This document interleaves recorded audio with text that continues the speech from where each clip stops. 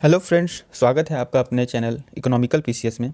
आज के इस सेशन में हम लोग झारखंड के वीकली करंट अफेयर्स को डिस्कस करेंगे और आज के इस सेशन में हम लोग 12 दिसंबर से लेकर 18 दिसंबर तक के करंट अफेयर्स को डिस्कस करेंगे। इससे पहले हम लोगों ने 5 से 11 दिसंबर 2022 तक के करंट अफेयर्स जो कि झारखंड से रिलेटेड थे उसे डिस्कस किया था। अगर आप लोगों ने अभी तक उस वीडियो को नहीं देखा है तो इसकी अलग से प्लेलिस्ट जो कि झारखंड करंट अफेयर्स के नाम से है वो बना दी गई है। आप लोग वहाँ से उस करंट अफेयर्स को देख सकते हैं। गोड्डा में अडानी पावर प्लांट 16 दिसंबर से बिजली का उत्पादन शुरू करने वाला है। 800 मेगावाट की 2 यूनिट जो कि कुल 1600 मेगावाट का बिजली उत्पादन करेगा और इस पूरे प्रोजेक्ट की कॉस्ट 15,000 करोड़ रुपये है।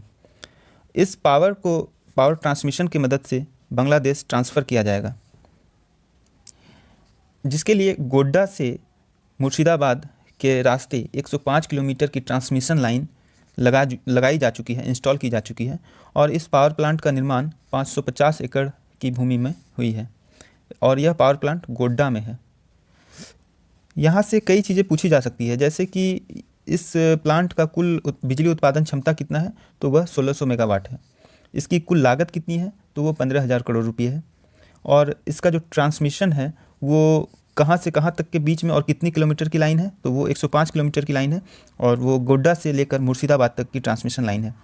इस पावर प्लांट के निर्माण में 550 एकड़ की भूमि ट्रांसफ़र की गई है और इस पावर प्लांट से झारखंड को कोई भी बिजली नहीं मिलने वाली है, क्योंकि पावर परचेज एग्रीमेंट होती है जो कि JVBNL और अडानी ग्रुप के बीच में होने वाला है और इसे कंप्लीशन इसके स्टेज पर आने पर पावर की सप्लाई झारखंड को भी मिलने लगेगी और 400 मेगावाट पावर के सप्लाई की बात है।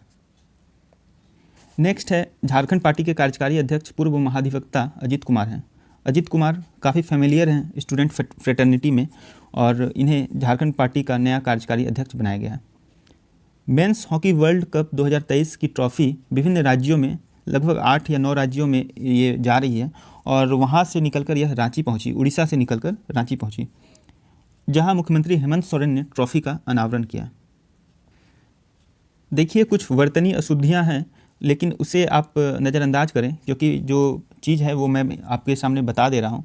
और चंद्रयान 3 के लॉन्च पैड के लिए HEC से इंस्ट्रूमेंट सप्लाई होंगे। HEC इसके लिए उपकरण बनाएगा और इसरो को वो सप्लाई करेगा। साथ ही गगनयान के इंस्ट्रूमेंट के लिए भी वर्क ऑर्डर मिले हैं HEC को। काफ़ी रिनोन्ड इंस्टीट्यूशन है HEC और यह अभी काफ़ी विवादों में है। विवादों में न कहते हुए काफ़ी असमंजस की स्थिति है इस विभाग के कर्मियों के लिए, क्योंकि यह आने वाले समय में इसके अस्तित्व पर खतरा मंडरा रहा है।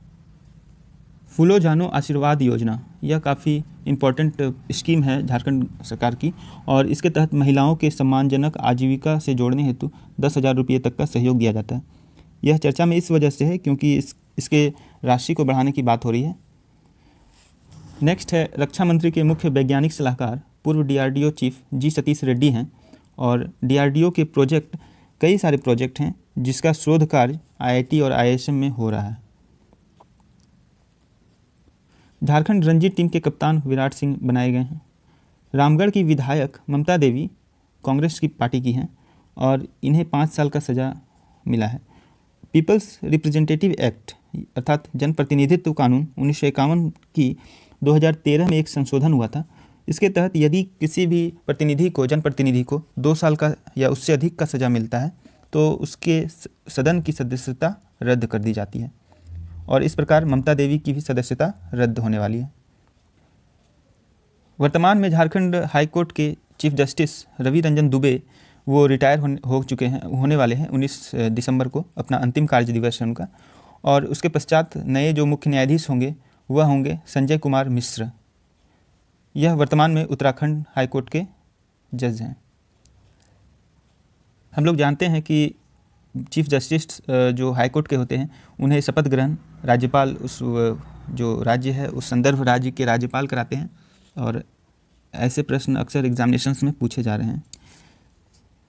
विद्यार्थियों के लिए कॉमन सर्विस सेंटर खोलने वाला देश का पहला यूनिवर्सिटी रांची यूनिवर्सिटी बना है।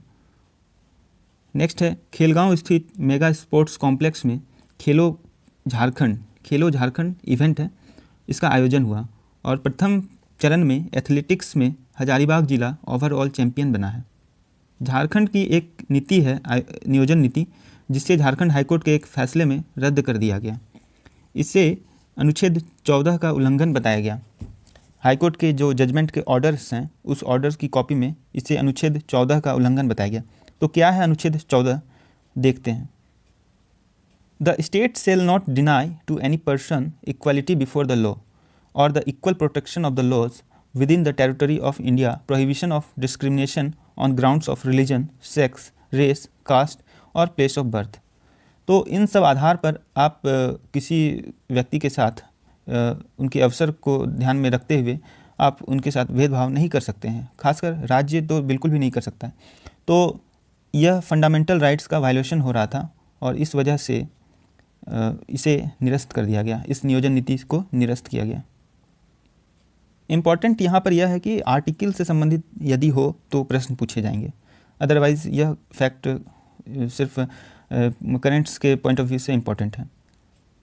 नेक्स्ट है कोल इंडिया के चेयरमैन, काफ़ी इंपॉर्टेंट है। कोल इंडिया के चेयरमैन प्रमोद अग्रवाल हैं और कोल इंडिया से संबंधित प्रश्न झारखंड के एग्जामिनेशंस में पूछे जाते हैं और इन्होंने CCL मुख्यालय में समीक्षा बैठक की। नेक्स्ट है सिल्ली के गूंज महोत्सव के बारे में। गूंज महोत्सव का उद्घाटन राज्यपाल ने किया और इसका मुख्य आकर्षण, इस महोत्सव का मुख्य आकर्षण है 5000 छऊ कलाकार का कार्निवाल होगा। नेक्स्ट है झारखंड तैराकी संघ की नई अध्यक्ष बरखा सिन्हा है। देखिए ये सब जो फेडरेशन है झारखंड के, जितने भी एथलेटिक्स फेडरेशन है खासकर, और उनसे तो सवाल पूछते ही हैं, क्योंकि इससे पहले झारखंड तीरंदाजी संघ के बारे में क्वेश्चंस पूछा गया था। नेक्स्ट है झारखंड इंटरनेशनल फिल्म फेस्टिवल की शुरुआत रांची में हुई। रांची में कहाँ पर हुई? तो डॉक्टर श्यामा प्रसाद मुखर्जी विश्वविद्यालय है, उसके सभागार में हुई। नेक्स्ट है 17 दिसंबर को ईस्टर्न जोनल काउंसिल की बैठक कोलकाता में हुई। इसकी अध्यक्षता गृह मंत्री अमित शाह ने किया था और झारखंड का प्रतिनिधित्व मुख्यमंत्री हेमंत सोरेन ने किया। इसमें कई राज्यों के प्रतिनिधि भाग लेते हैं। विशेष तौर पर अगर ईस्टर्न जोनल काउंसिल की बात की जाए तो झारखंड, बिहार, पश्चिम बंगाल, सिक्किम और उड़ीसा इसमें विशेष रूप से भाग लेते हैं और जो मुख्यमंत्री होते हैं वो भाग लेते हैं या फिर वो प्रतिनिधित्व करते हैं। नेक्स्ट है दृष्टिबाधित क्रिकेट के संदर्भ में। दृष्टिबाधित क्रिकेट विश्व कप में बांग्लादेश को हराकर भारत तीसरी बार चैंपियन बना है। झारखंड के सुजीत मुंडा, यही जो प्लेयर हैं झारखंड के हैं, सुजीत मुंडा, वो भारतीय टीम के हिस्सा रहे हैं। आई होप कि आप लोगों को इस सेशन से काफ़ी लाभ होगा आने वाली एग्जामिनेशंस में, और अगर आप लोगों को यह सेशन पसंद आया हो तो अपने दोस्तों के बीच में, अपने फ्रेंड्स के बीच में, रिलेटिव्स के बीच में इसे शेयर करें और चैनल को अगर सब्सक्राइब नहीं किया है तो काइंडली सब्सक्राइब करें। Thank you very much.